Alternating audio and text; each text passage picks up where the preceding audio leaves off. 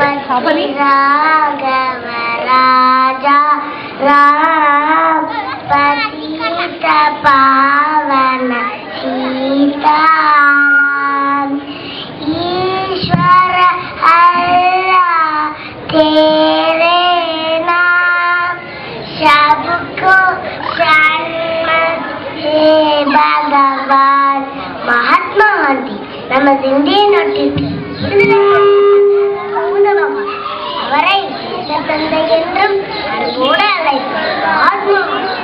பெயர் மோகன்தாஸ் கரம்சந்த் காந்தி. அவர் குஜராத்தில் உள்ள போர்பந்தர் என்ற ஊரில் 1869 ஆண்டு அக்டோபர் 2ஆம் நாள் பிறந்தார். செல்வ செழிப்போடு பிறந்த அவர் பொய்யே பேசாமலும் ஒழுக்கமாகவும் வளர்ந்தார். லண்டனில் வக்கீல் படிப்பு படித்தார். அகிம்சை வாயிலே வெல்லும் என்பது காந்திஜி முக்கிய கொள்கையாகும்.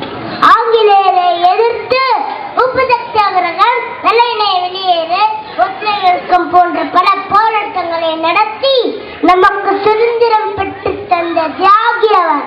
அத்தகைய சுதந்திரத்தை